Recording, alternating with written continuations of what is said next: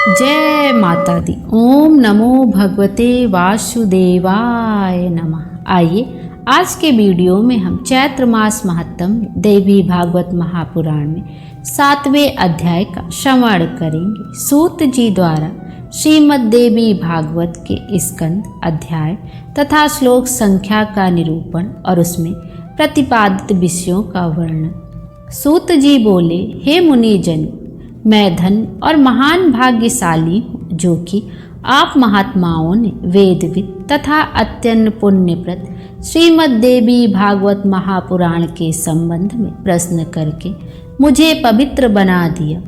इसलिए मैं सभी वेदों के तात्पर्य से युक्त सभी शास्त्रों और आगमों के रहस्य रूप सर्वोत्तम श्रीमद् देवी भागवत पुराण को आप लोगों से कहता हूँ। हे द्विजगण, ब्रह्मा विष्णु महेश से सेवित स्तुति परायण मुनिजनों के सतत ध्यान करने योग्य तथा योगियों को मुक्ति देने वाले भगवती के सुंदर एवं कोमल चरण कमलों में प्रणाम करके मैं अब उस उत्तम पुराण का भक्तिपूर्वक विस्तार से वर्णन करूँगा, जो सभी रसों से युक्त, शोभा संपन्न, सभी रसों का निधान एवं श्रीमद् देवी भागवत के नाम से प्रसिद्ध है।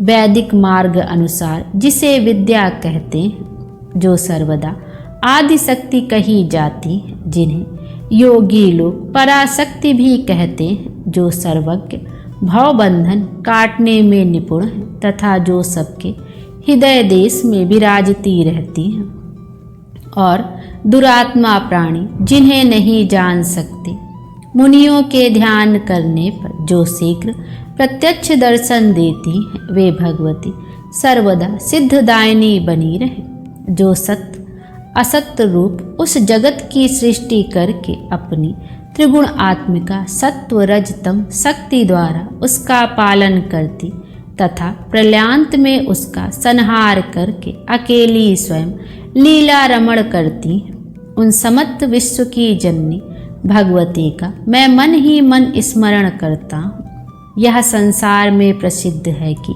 ब्रह्मा ही इस संपूर्ण जगत के सृष्टा हैं। साथ ही सभी वेदज्ञ तथा पुराण वेदता भी यही कहते हैं। उनका यह भी कथन है कि भगवान विष्णु के नाभि कमल से ही उन ब्रह्मा की उत्पत्ति हुई है, जो स्वतंत्र नहीं है, अपितु विष्णु की प्रेरणा से ही वे संसार की सृष्टि करते हैं। जब कल्पांत में सर्वत्र जलमय हो जाता है, तब केवल शेष सव्या पर भगवान विष्णु शयन करते हैं और उन्हीं के नाभि कमल से ब्रह्मा का आविर्भाव होता है। इस प्रकार जब सहस्त्र फन वाले शेष ही विष्णु के आधार हैं, तो फिर उन मुरारी को भी सर्वाधार भगवान कैसे कहा जाए। प्रलयकालीन समुद्र का जल भी तो रस रूप ही है और बिना पात रस कहीं ठहर नहीं सकता। अतएव जो सब प्राणियों में शांति रूप से विराजती रहती हैं, मैं उन संपूर्ण संसार को जननी आदिशक्ति भगवती की शरण ग्रहण करता हूँ।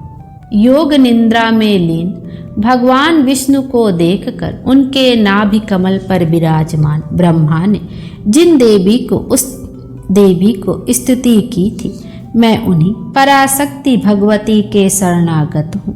हे मुनिजनों, उन्हीं निर्गुण तथा सगुण रूप वाली तथा मुक्तिदायिनी योग माया का ध्यान करके मैं यहाँ संपूर्ण देवी भागवत पुराण कह रहा हूँ। आप लोग सुनिए। यह श्रीमद् देवी भागवत नामक पुराण अत्यंत पवित्र एवं उत्तम है। इसमें 18,000 सुंदर श्लोक हैं। कृष्ण द्वैपायन द्वारा विरचित इस श्रीमद् देवी भागवत पुराण में कल्याणकारी 12 स्कंद तथा कुल 318 अध्याय बताए गए हैं। उनमें प्रथम स्कंध में 20 अध्याय, द्वितीय में 12, तृतीय में 30 और चतुर्थ में 25 अध्याय हैं। पंचम स्कंध में 35 अध्याय, षष्टम में 31, सप्तम में 40, अष्टम में तत्व संख्या के बराबर अर्थात 24, नवम में 50 और दसम स्कंद में 13 अध्याय मुनि व्यास जी ने कहे। इसी प्रकार हे मुनिगण, 11 स्कंध में 24 और 12 स्कंध में 14 अध्याय बताए गए। इस प्रकार महात्मा व्यास जी ने इस महापुराण में अध्यायों की संख्या बताई है। इसमें श्लोकों की संख्या 18,000 कही गई है। सर्ग, प्रतिसर्ग, वंश वर्णन, मनवंतर तथा वंशानुचरित, इस प्रकार पुराणों के ये 5 लक्षण हैं, जो कल्याणमयी भगवती नित्या निर्गुणा व्यापक रूप से सृष्टि में स्थित रहने वाली विकार रहित योग गम्या सबकी आधार रूपा तथा तुरीया अवस्था में प्रतिष्ठित हैं। उन्हीं की सात्विक की राशि और तामसिक शक्तियाँ महासरस्वती, महालक्ष्मी तथा महाकाली नामक देवियों के रूप में प्रकट होती हैं। उन्हीं तीनों शक्तियों का सृष्टि के लिए शरीर धारण करना ही शास्त्र के विद्वानों के द्वारा सर्ग कहा गया है। तदंतर जगत के सृजन, पालन तथा संहार के लिए ब्रह्मा, विष्णु और महेश की उत्पत्ति कही गई है और उसे ही प्रतिसर्ग बताया गया है। चंद्रवंशी, सूर्यवंशी राजाओं के वंश वर्णन तथा हिरण्यकश्यप आदि दैत्यों के वंश कथन को वंश कहा गया है। इसी प्रकार स्वयंभू आदि 14 मनुओं का वर्णन एवं उनके समय विभाग मनवंतर कहलाते हैं। उन मनु योनियों की वंश का क्रमशः वर्णन करना ही वंशानुचरित कहा गया है। हे मुनिवरों, इस प्रकार सभी पुराण उपयुक्त 5 लक्षणों से युक्त होते हैं। 1.25 लाख श्लोकों का महाभारत नामक ग्रंथ भी व्यास जी ने ही रचा है। यह इतिहास कहलाता है, जो वेद सम्मत होने के कारण 5वां वेद कहा गया है। शौनक जी बोले, हे सूत जी, वे पुराण कौन कौन से हैं और कितने हैं? हम लोगों को सुनने की उत्कृष्ट इच्छा है और आप सर्वज्ञ हैं, अतः विस्तार से बतलाइए। कली काल से भयभीत हम ब्राह्मण नैमिषारण्य में ही रहते हैं। ब्रह्मा जी ने मनोमय चक्र हमें देकर यह आदेश दिया था, किसी इसी चक्र के पीछे पीछे आप लोग जाएं। जहाँ इस चक्र की नेमि शीर्ण हो जाए, वह देश परम पवित्र कहा गया है। वहाँ कभी कलयुग का प्रवेश नहीं होगा। आप लोग वहाँ तब तक रहें जब तक पुनः सतयुग न आ जाए। उनका यह वचन सुनकर तथा उनकी बातों को हृदय में रखकर हम सब लोग देशों के दर्शनार्थ उस मनोमय चक्र के पीछे पीछे तत्काल चल दिए। चलते चलते इसी स्थान पर पहुंचकर उस चक्र की नेमि हम लोगों के देखते देखते क्षीण हो गई। तभी से यह स्थान परम पवित्र नैमिष क्षेत्र के नाम से प्रसिद्ध हुआ। यहाँ कभी कली का प्रवेश नहीं होता, इसलिए मैंने अनेक ऋषि मुनियों, सिद्धगणों एवं कली से भयभीत महात्माओं के साथ अपना यहाँ निवास बना लिया है। हम लोगों ने यहाँ पर चरु, पुरोडास आदि द्वारा अनेक पशुवध विहीन यज्ञ किए हैं। जब तक सतयुग न आ जाए तब तक हम लोगों का यहीं रहने का दृढ़ निश्चय है। हे सूत जी, आप निश्चित रूप से हम लोगों के सौभाग्य से ही यहाँ आ पहुँचे, इसलिए आप इस ब्रह्मा सम्मित पावन पुराण की कथा कहिए। हे सूत जी, हम लोगों को सुनने की उत्कृष्ट इच्छा है और आप जैसे बुद्धिमान वक्ता भी हमें प्राप्त हैं।